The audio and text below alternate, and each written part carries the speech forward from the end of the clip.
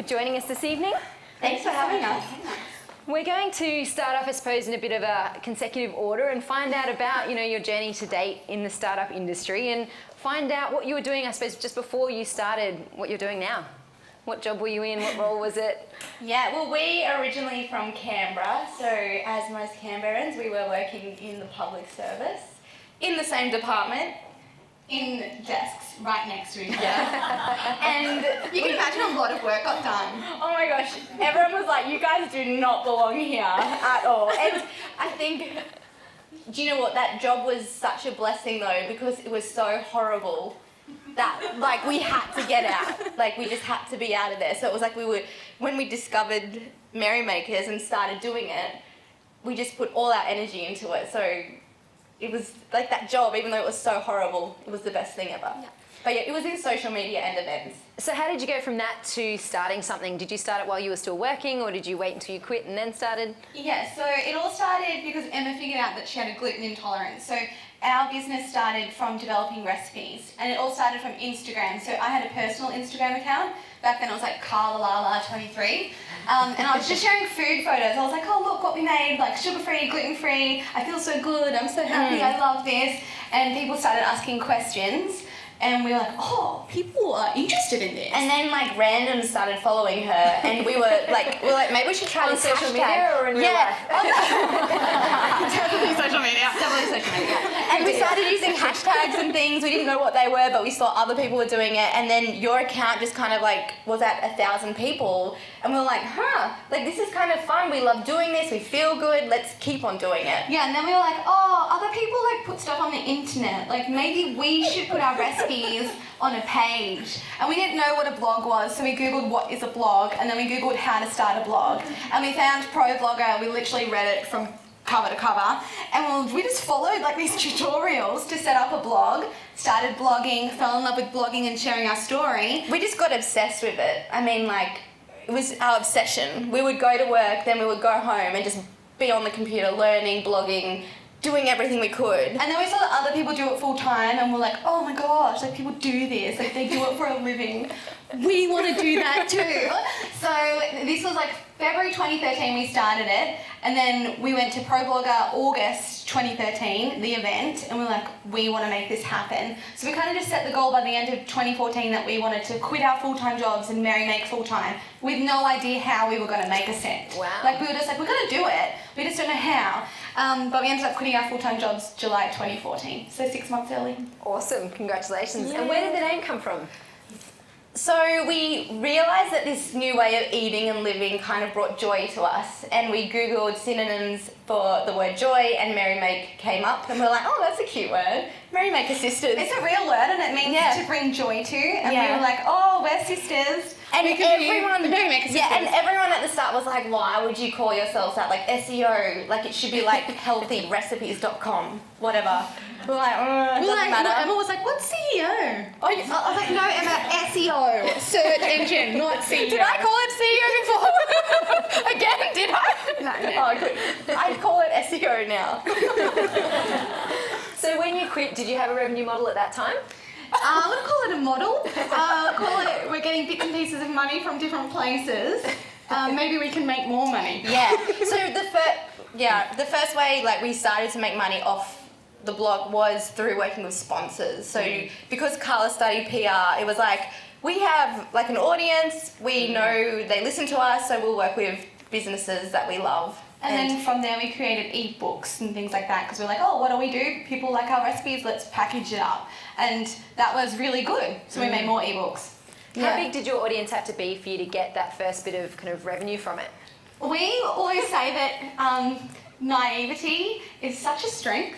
I have a screenshot of our Google Analytics that I sent to a brand. There was 450 unique visitors, and I was like, oh, I would really like some free banana flour because I'm going to make some banana bread with it. Do you want to send me some? And they're like, of course, yes. Oh my God, they want to send us free flour. But we had about I think by the time we made our first $100, we would have been getting about 5,000 unique visits A month, was it? Yeah, to the blog. Yeah, great, fantastic.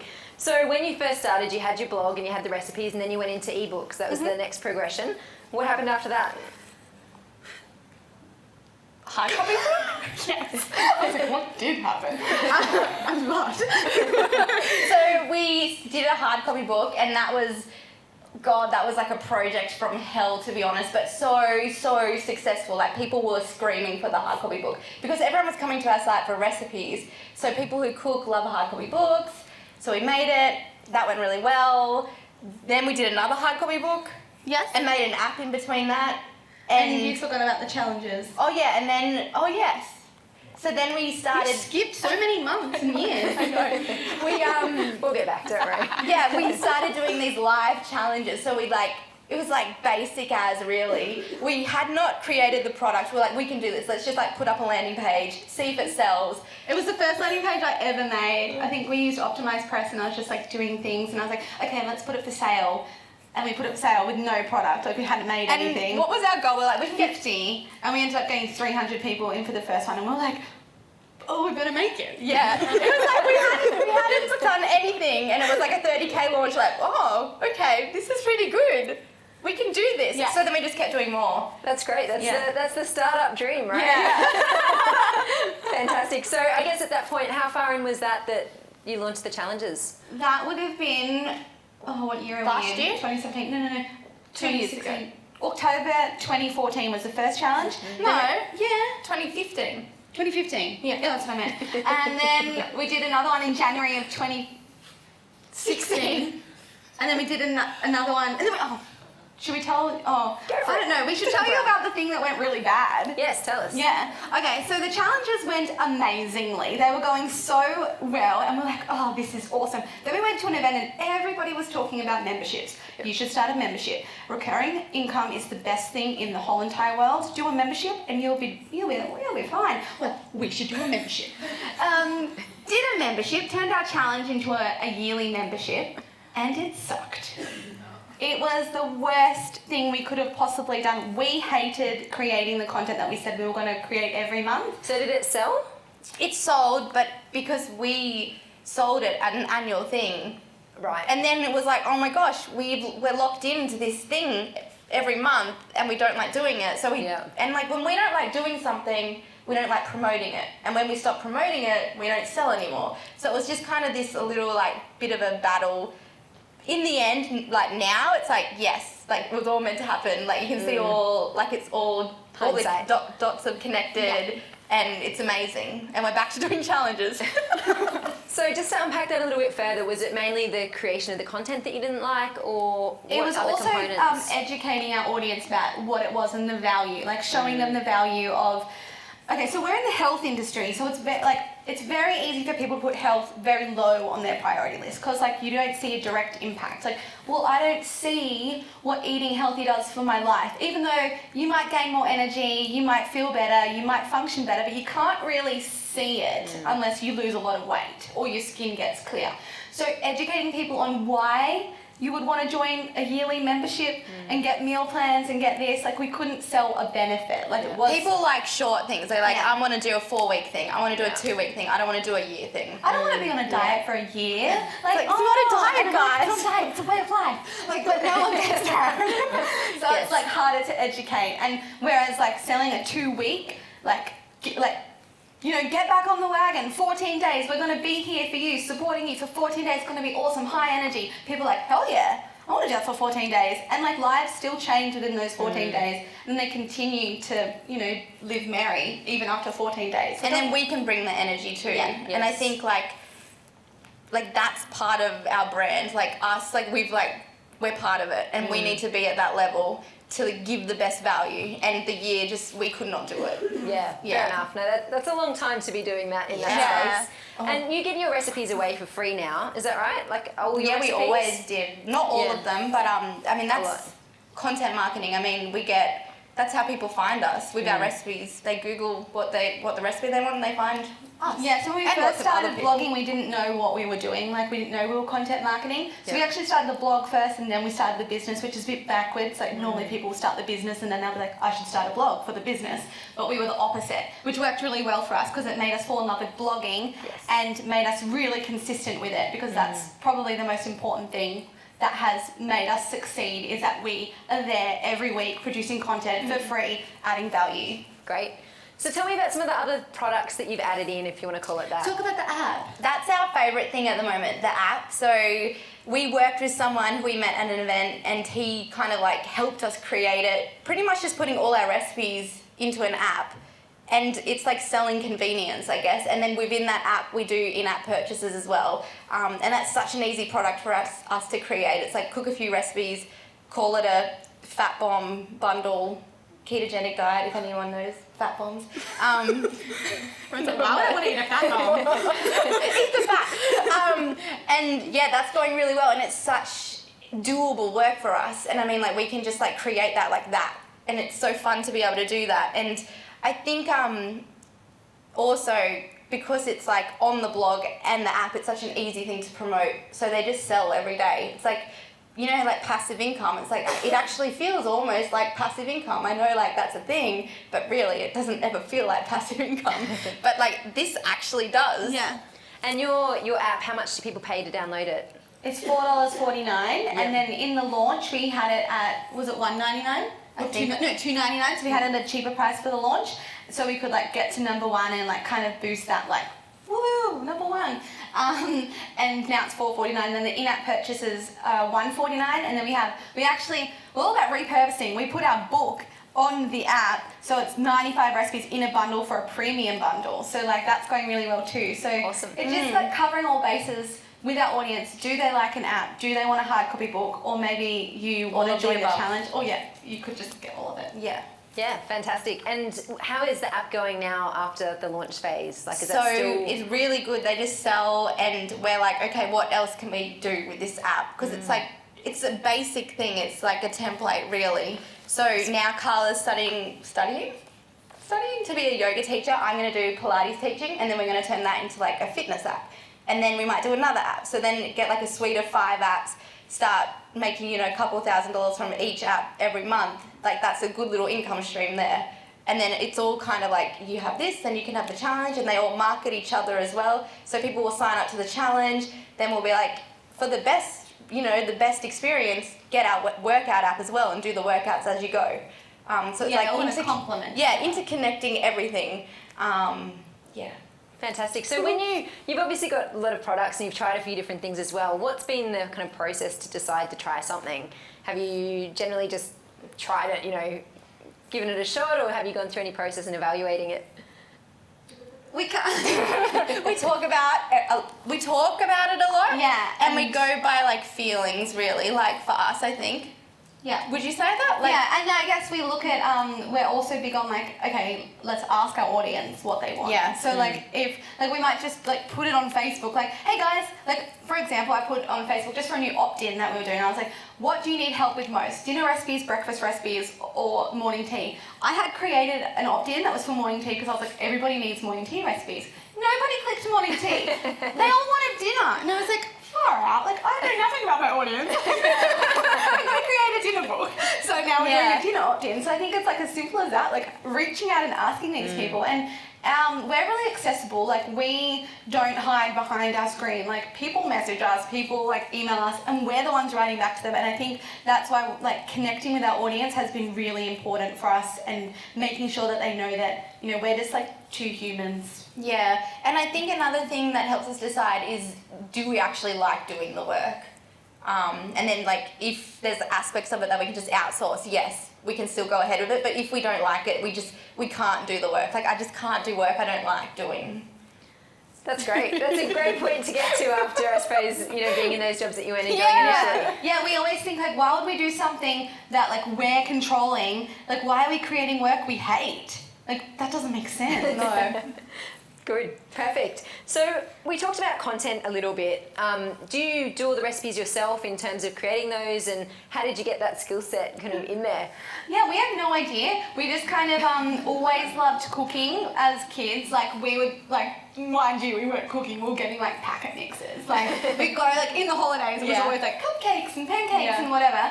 And I guess we always grew up helping mum in the kitchen as well. And then when we started eating real food, it was like, oh my gosh, you can make a pancake out of sweet potato. Like I was fascinated by the fact that we didn't need to use flour or sugar. because it was just like ingrained in my brain that you needed to use sugar in a cake. And I was like, you don't need it. So I think it was just like by trial and error and our own curiosity that we kind of developed those skills. But Emma writes most of the recipes. With the savoury stuff, I do most of the sweet, and then we create them together, and then I'll photograph them. And then now we get contributors as well, so like people will like send us their recipes to put on our blog and like reach our audience, and that's just like it helps us, it helps them, and it's fun. Yeah. Do you have to give them any credit for those recipes as you go? Yeah. You do? So like their guest recipes really. Okay. Great. Yeah. Yeah, we always like, because if like we put ourselves in like their shoes, if we were giving someone a recipe and put all the work, like we know how much work Like goes we into don't it. pay them or anything. So Yeah. if we pay them, like then it might be like ghost recipes. But But sure. a link back is what they want. Okay. Yeah. And do you ever produce content for anyone on anyone else's platform?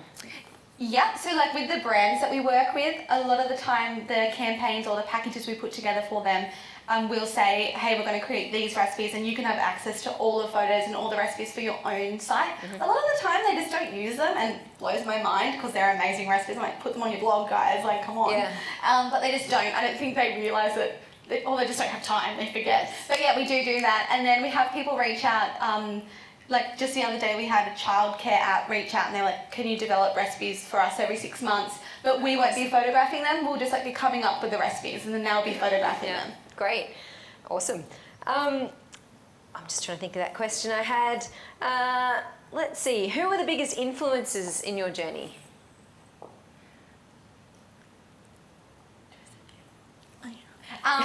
So we You can have more than one answer. Joseph Campbell, like we would read about his philosophy, like his, like the whole hero's journey. That like inspired us to quit our jobs. Massive influence. Still a We big watched the influence. documentary Finding Joe and we were like, oh my god, this is our bliss, like we have to follow it. And like we were early woo-woo, like super spiritual like at the start, and then we went like less. And We then went like, hardcore business, hardcore, like hustle. And now we're like a nice balance of both. But I guess like other influences, I mean, You go, I don't know. I'm trying to think. Like, I mean, Dan Norris, he was a big influence. He helped us I a didn't lot. know if you wanted to say it. He's my ex-boyfriend. But he was a big influence in like content marketing. So he inspired us a lot. And then in the beginning, like Darren Rouse and Chris Ducker as well. We went into Tropical Think Tank twice. So Yeah, we love him. Like those events, pivotal in our business. The first Tropical Think Tank, like, blew our minds. We didn't know what an email sequence was. We didn't know what email marketing was, and we had this massive list just sitting there. Everyone was like, you're It's like, reaching you guys- 200,000 people a month. You guys should be millionaires. I'm like, Oh. So we pretty much like learnt and just like did everything. Like I think that's the one big thing we've taken away from everything. It's not just learning everything, it's not just going to the events, it's just going home and like putting everything into action. Not everything, because sometimes it's like overload, but like do the things that stick out. do one little thing. Yeah, and then do another thing. You can And remember then when you go another. to an event and you just like go home and you're like, cool, I'm just going to watch Netflix. It's like, no, like, what was my action item? I'm going to actually do something about it, because like nothing gets done otherwise. It just stays the same. Yeah, definitely. Tell me a bit more about the collaborations that you're doing nowadays and how they come about, how they work, and Like the brands? Yeah, that's Oh, right. yeah, cool. So in the beginning, that was a huge way that we like monetized the blog, and then we kind of didn't like doing it anymore, and we're like, oh, we don't want to do that anymore. Like, it's too like it just wasn't fun work. But then we've come back probably the start of this year, and we've realized, oh, actually, it's a really great income stream, and it's quite easy work. And if it aligns with us completely, then yes, we're good to go. How we do that? Either the brand will come to us, like just through an email, or like maybe on Instagram, or they'll find us on the blog and they'll email us with an idea, or we'll be using a product and we'll be like, oh my god, we love this. We'll probably be sharing it anyway. And we're like, Well, we reach a lot of people. Like, we're giving them free advertising. We're making them money. So that's kind of the mindset we have around it. Because I know a lot of people feel iffy about it, but we're like, hang on a second, like, we're making you money. Like we should get something in return. So we'll put together campaigns where it like outlines exactly what they get, the return on investment, and the price that we like expect for those kind of tactics.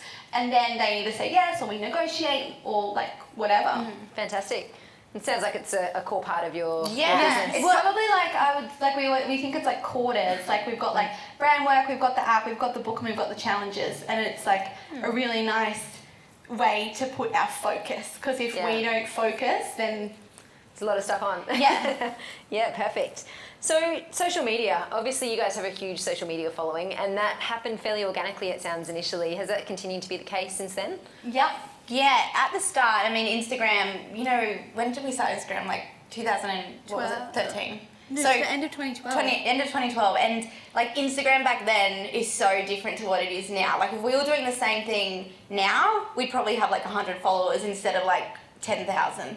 I mean, early days, like people would share it, like if they had 20,000 followers, we would get 2,000 followers just like that. Now you get like a 300,000 person account share you get like 3 followers. It's crazy.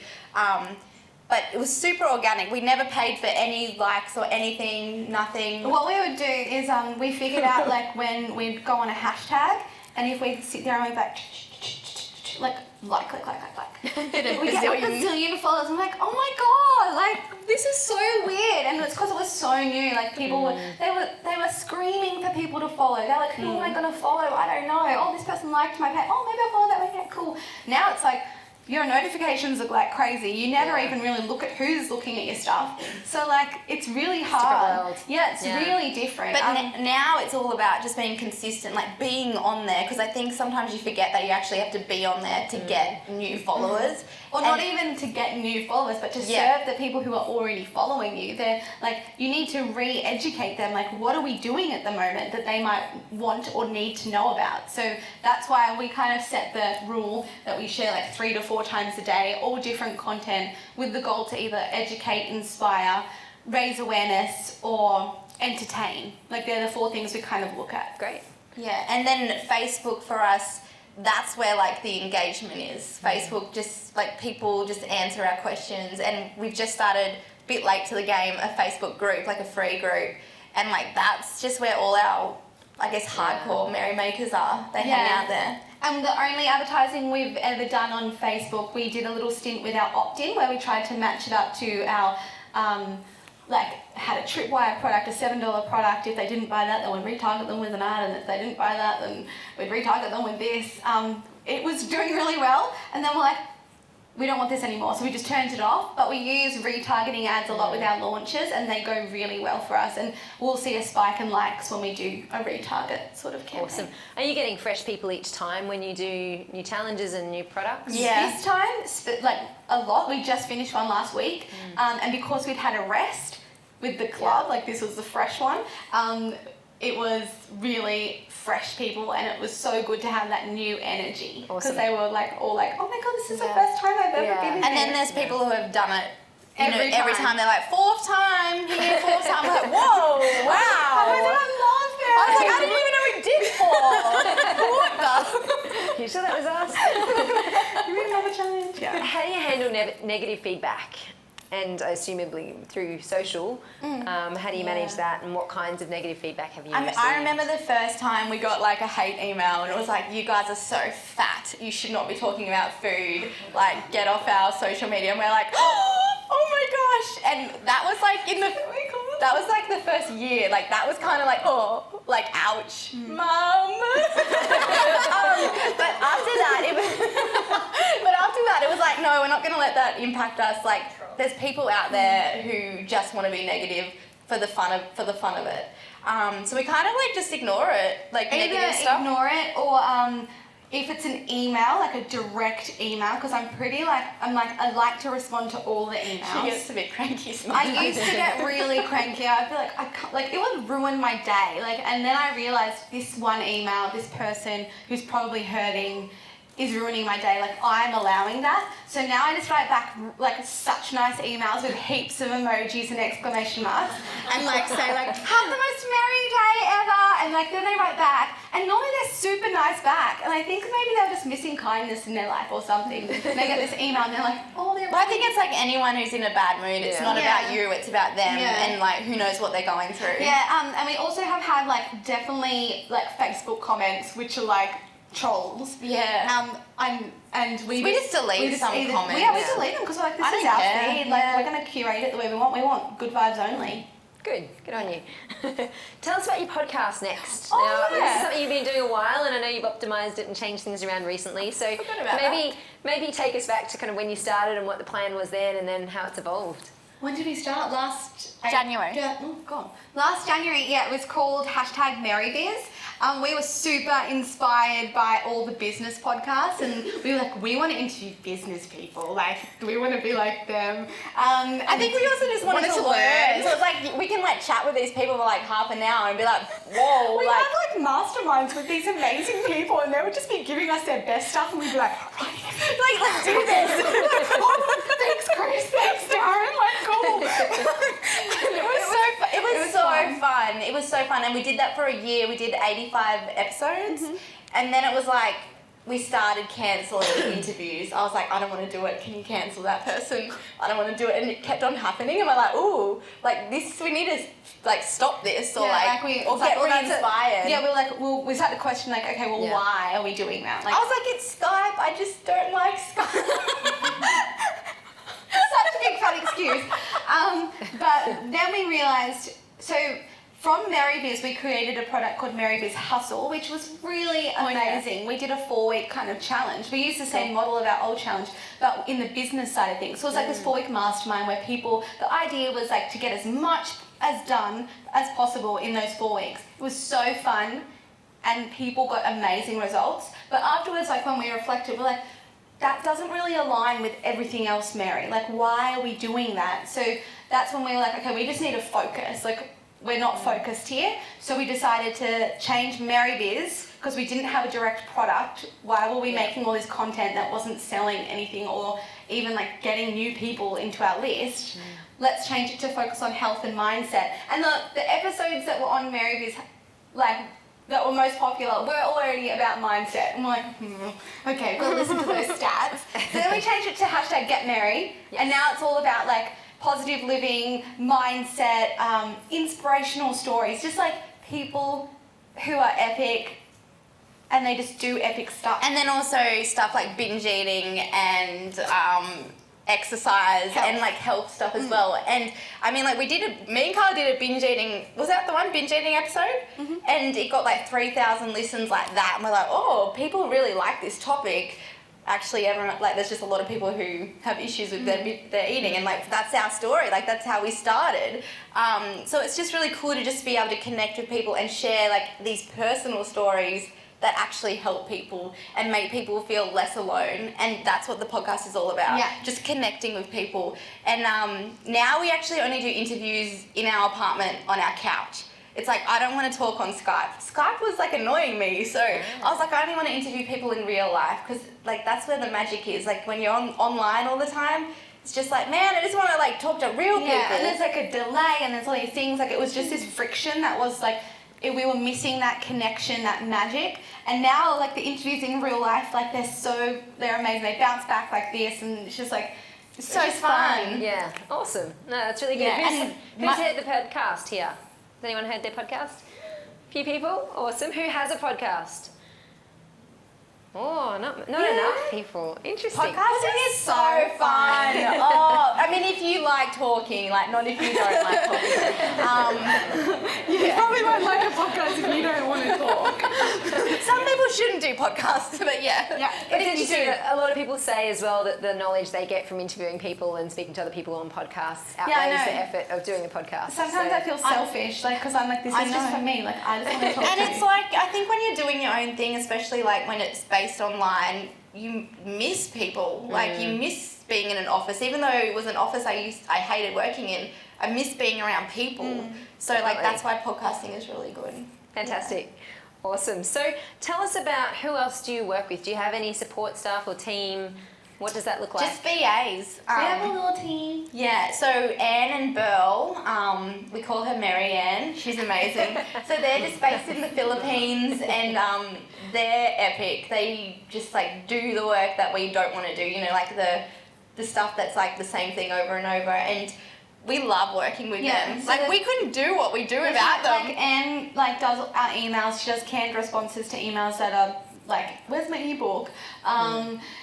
She schedules social like Instagram and Facebook for us. What else does she do? She does Pinterest for us. Pinterest, they just check the site, like, you know, like if there's any, like it doesn't break anymore because they're just like on it. Yeah, Bill goes in the back end and does everything. Yeah. And then we have our mum, who's yeah. amazing.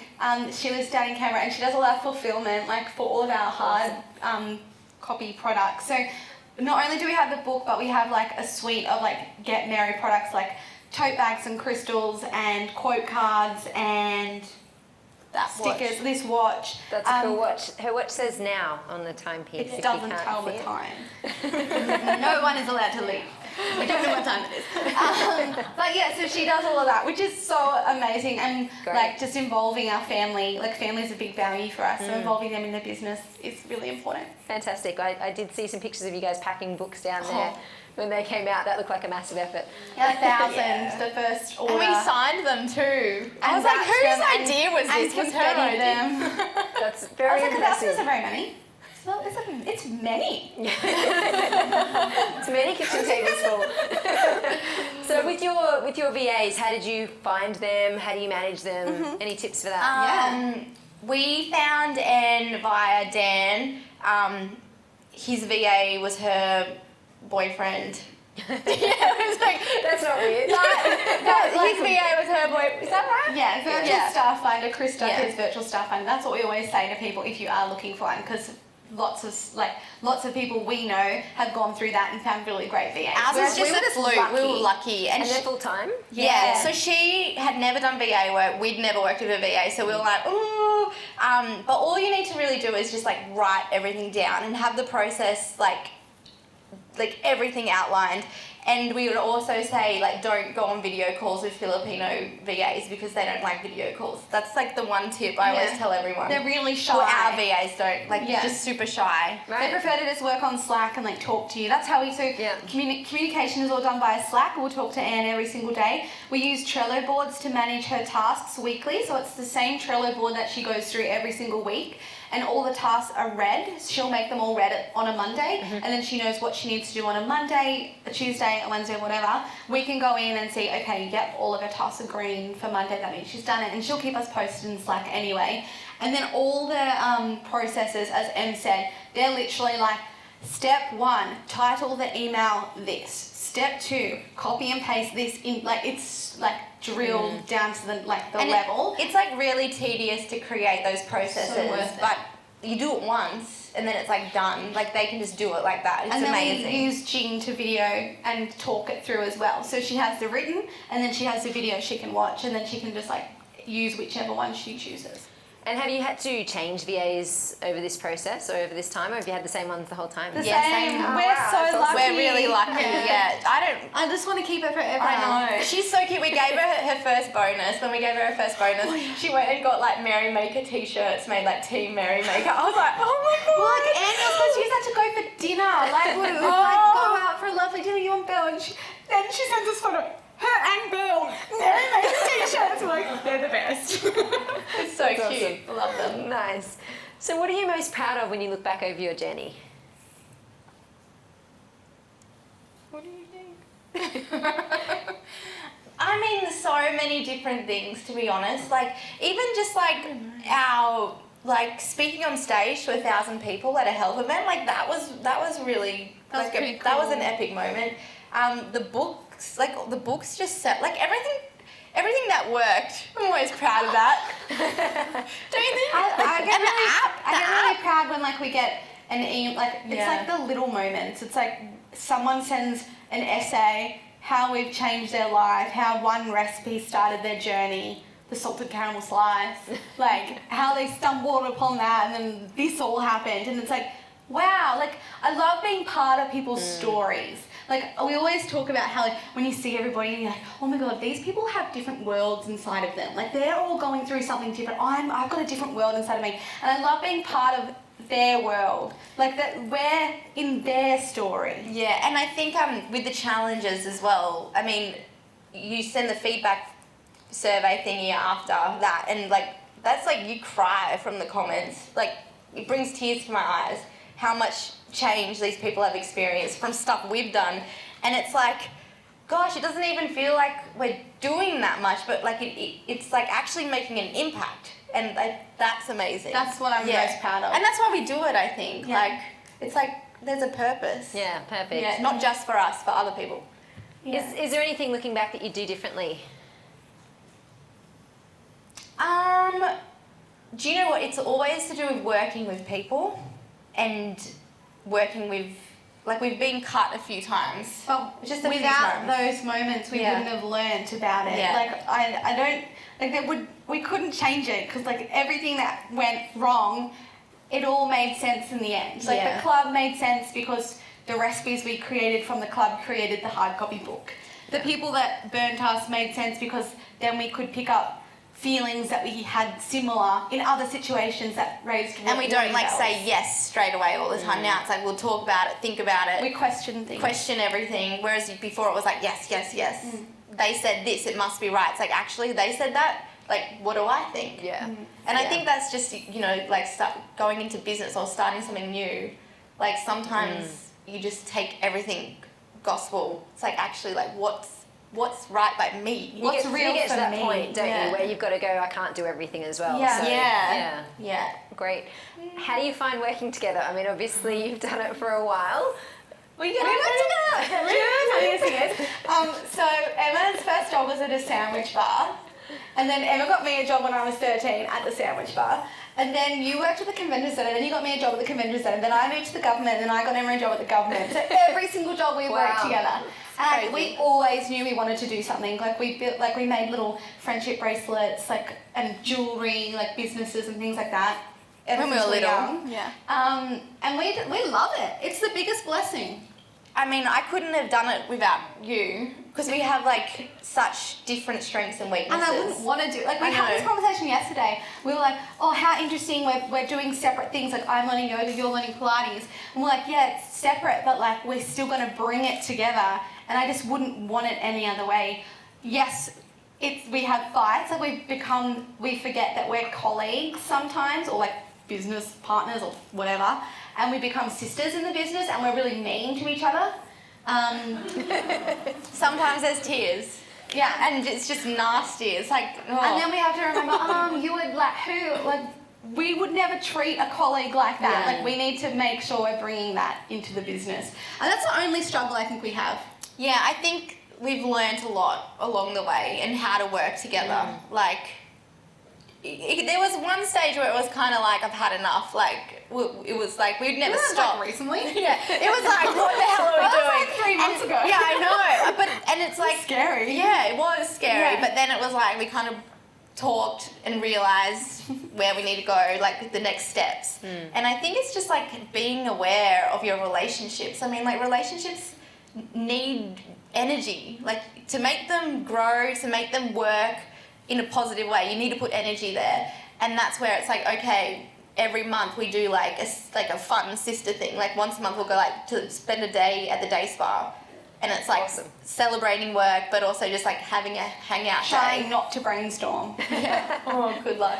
How do you split your tasks? Have you got quite defined roles? What we're good at? Yeah, so we definitely focus on strengths and weaknesses. So my strength is like see Emma's strength, wait, I'll take it from the start, is coming up with the ideas. Like, she'll be like, oh my god, we should do this or we should do that and blah blah. I'm like, yes, how are we gonna do that? So I'll like take that and then break it down into tiny little steps. We'll have all these Trello boards for all of our different projects in months. And then we have a weekly Trello board that I drag and drop from the month. Say we're in June now, so every single June task that's in every different project, I'm like, okay, we have to get that done. So I like drag them into the weeks, and then I allocate them to her or She me. just tells me what to do, I tell her right? what to do. I'm like, Sounds very But like, I'm Yeah, like more that's the super organized. creative, and Carl's is like organised like recovering perfectionist. It's very good. Balance, good balance. Yeah. Well, actually, that brings me to my next topic, talking of balance, because you guys do seem to have a really good blend of hustle and bliss, as I suppose we've spoken about. How have you found that? Has that always been how it was? And what can you recommend to all the other startup people in this room who maybe don't have that balance? Yeah, we definitely have had phases where it was just all work and we feel bad to go to yoga or Pilates or exercise or cook dinner for ourselves. And wait a minute, we're putting all this information online to be healthy. We need to be our brand as well. So then we were kind There was a stage where we were going out for dinner every and single night, drinking cocktails. Because it was too stressful, and it's but it was wait a minute, this is not our business, this is not our Instagram story. So probably not. Whoops. That was a really stressful time though. But now it's a major focus because we know we work better when we are feeling healthier. I mean, spending an hour on the mat, doing yoga or Pilates, you will have more energy for your day. You like doing. Or whatever, yeah. I'm not making you do yoga or Pilates. It's really good though. It's just I love doing that stuff, and I'm not doing this business to create a life that I don't enjoy. I'm doing it to create a life I love. Yeah, I think it's really, we're really lucky in that we are in the health industry, so it's always been top of mind, being healthy, making sure we feel energized, making sure we're feeding ourselves right, and we know about that, but a lot of people don't know about that, so it's really easy to be I just gotta work, I just gotta get it done, I'm just gonna drink 10 cups of coffee a day. And it's so easy to get caught up in that and look at also Instagram or other bloggers and compare yourself to these people. Oh my God, they're doing 18 hours of work. Oh, I need to do 18 hours of work too, otherwise I'm not hustling. I think we all need to stop comparing ourselves, because that just pulls any ounce of joy out of our lives. And if we just focus on ourselves, then we're going to get more done. We're going to feel better. We're going to be more successful anyway. And with health, being healthy is only going to boost your business. You're only going to be a better business person. You're only going to be a better family person. Being healthy helps every other aspect of your life become even better. And I think that linking a value to being healthy is the way to stick to your health regime. So that's what people always say, how do I stay on my eating healthy? It's link it to something else. Do you get better ideas when you eat a salad instead of fried food?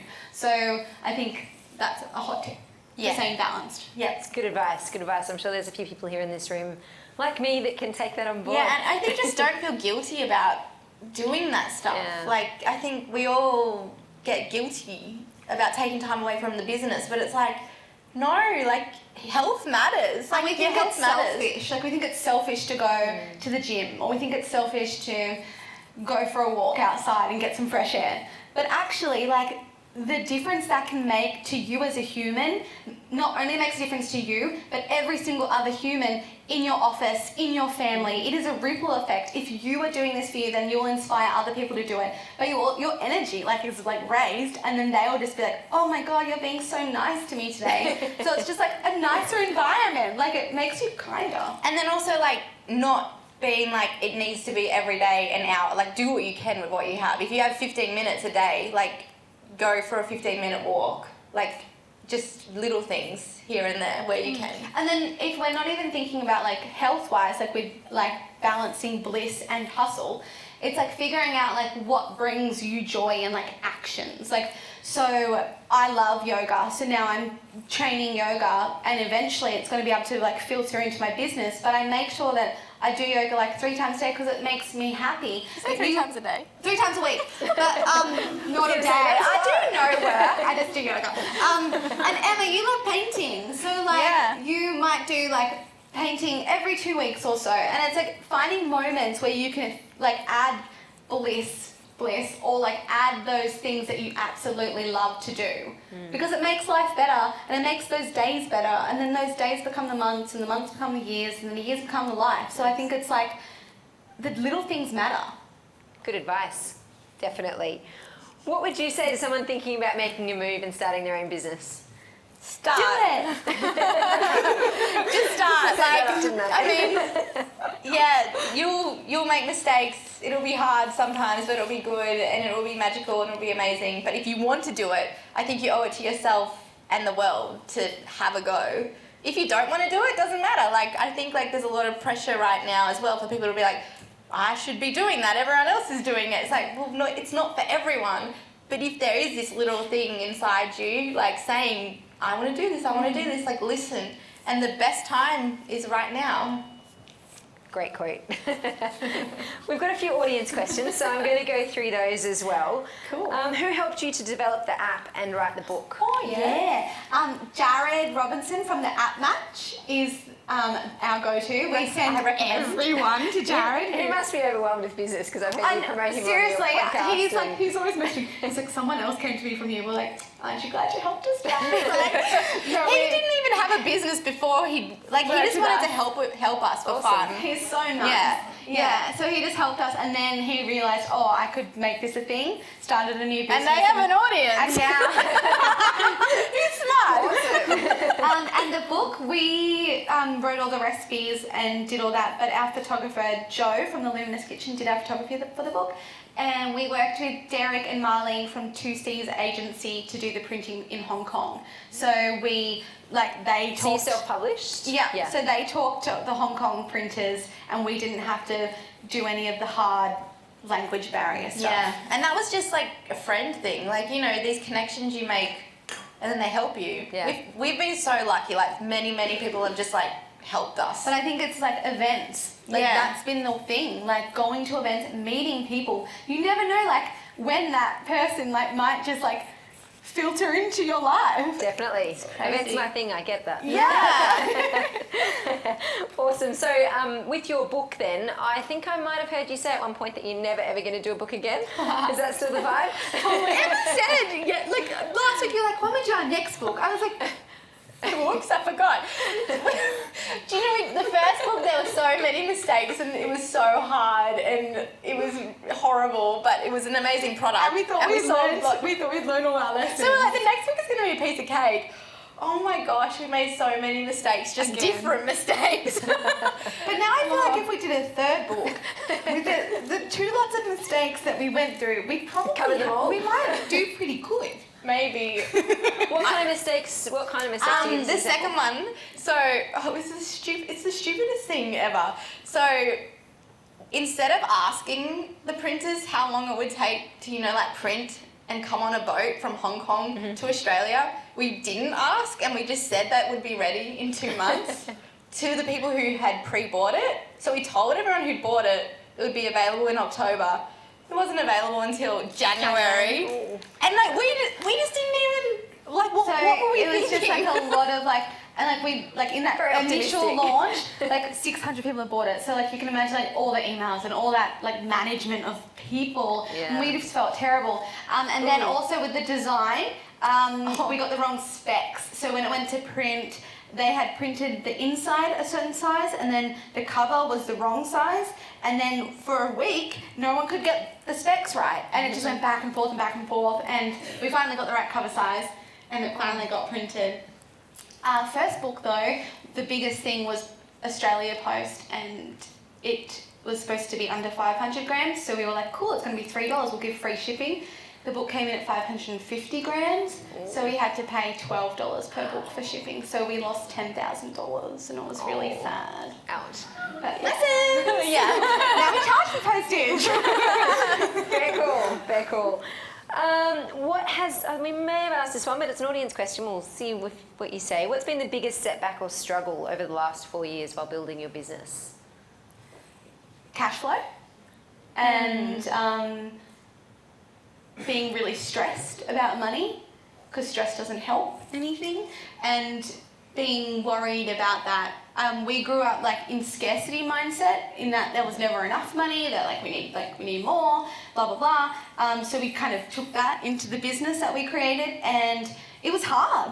It was hard to figure out how we were going to make money, we had bought a house together in Canberra. We quit our jobs, our government jobs, which were paying us together combined $160,000 a year, and then we had nothing. I'm like, well, how are we going to do this?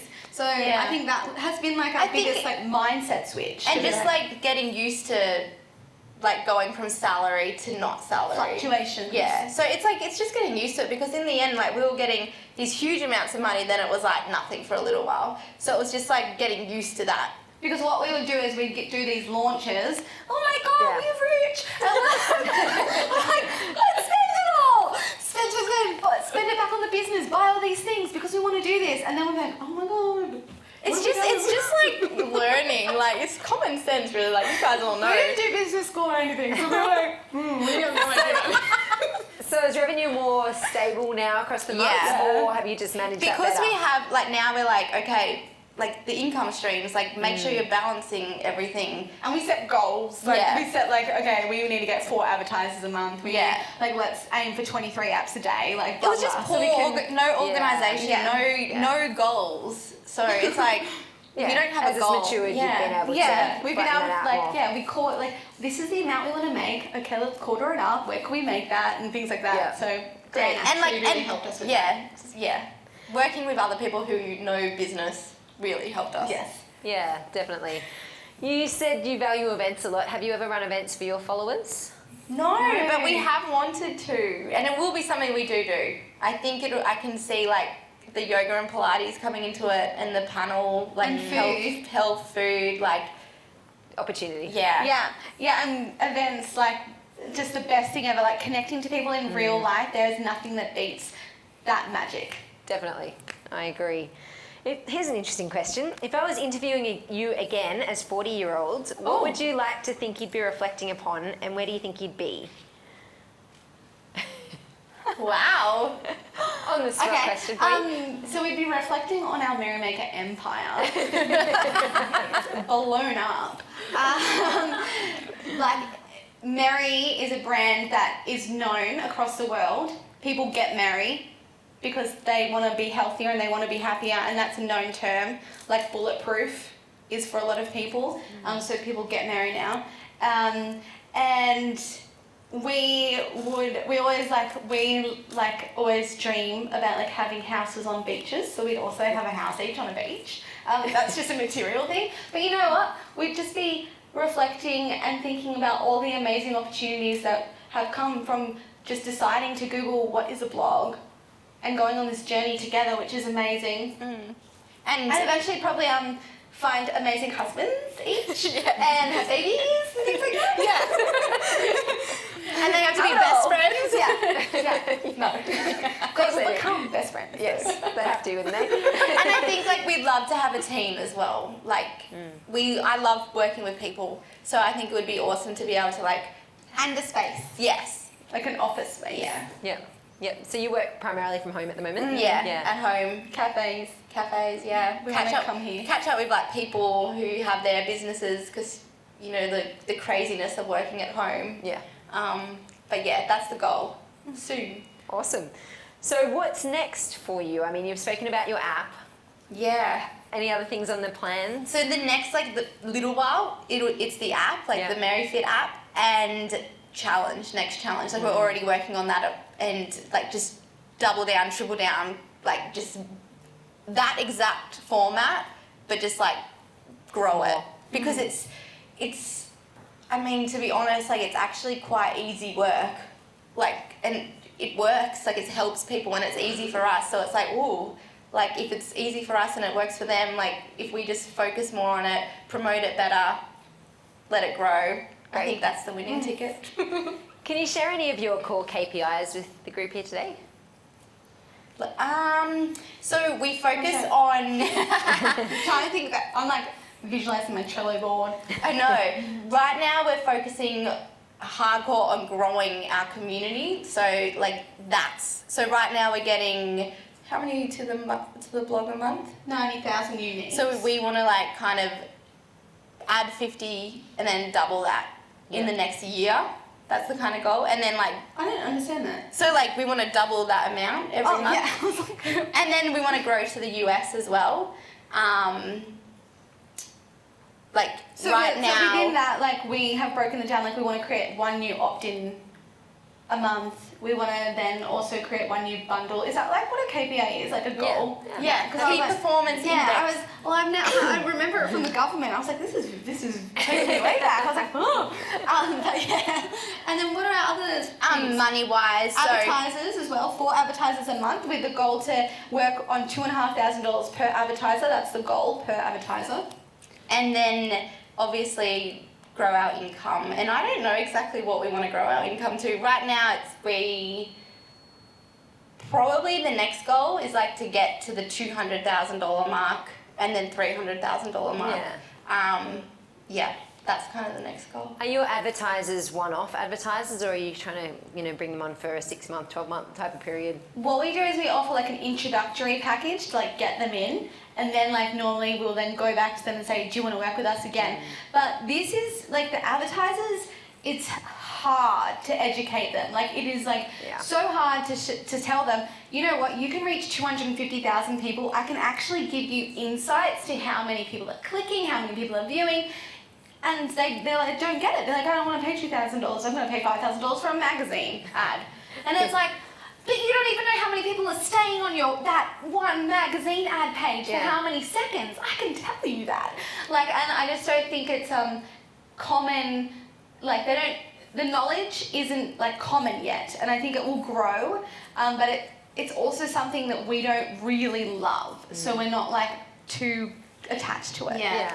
It's just if it goes away, I wouldn't mind, and it got like sucked up by some other income, I'd be happy with that. It's been like this. The last little while has just really been figuring out what we want to do with the business, and then now it's like focusing our energy on those things so they're going to grow, because we just realised we kept on putting our energy into things that we didn't like doing. And it's kind of like, that's why it's kind of been like boom, then boom, then boom, then boom.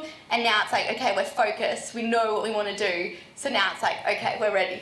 Perfect. Yeah. Ready for the hockey stick. Yes, definitely. Bring that on. Awesome. Well, thank you very much. That brings us to the end of our interview for this evening. Thank you so much. I appreciate it if you can all join me in standing up and giving Carla and Emma a round of applause. Thank you.